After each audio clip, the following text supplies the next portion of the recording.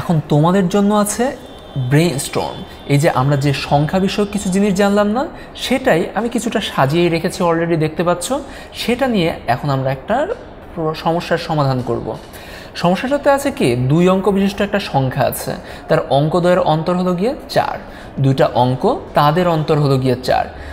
এখন অঙ্কদ্বয় কি কি হতে পারে? অঙ্কদ্বয় সাধারণত হতে পারে y x।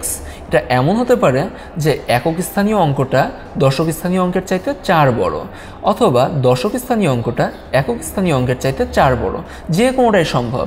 এবং আরেকটা যেটা জানা আছে সেটা হলো গিয়ে 10x। যে সংখ্যাটা আছে না x + 10y, এই সংখ্যার সাথে স্থান বিনিময় করা সংখ্যাটা অর্থাৎ 10x + y সংখ্যাটা যুক্ত যদি করি সেটা হয় 110। এখন এই দুইটা যদি যোগ করে দেই আমি পাচ্ছি 11x + 11y সমান হচ্ছে 110, বা x + y সমান শুধু 10 হচ্ছে।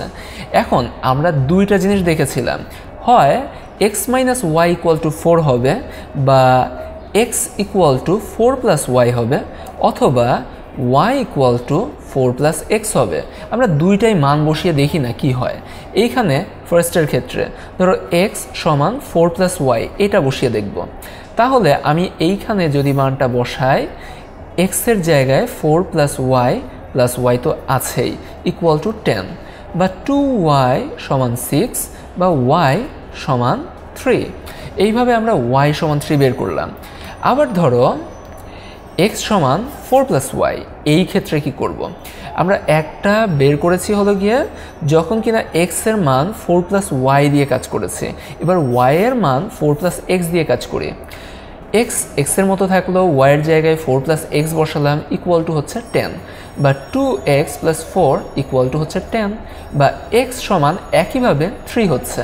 তাহলে এই ক্ষেত্রে y = 3, এই ক্ষেত্রে x = 3। তাহলে এই ক্ষেত্রে y = 3 হলে x = কত?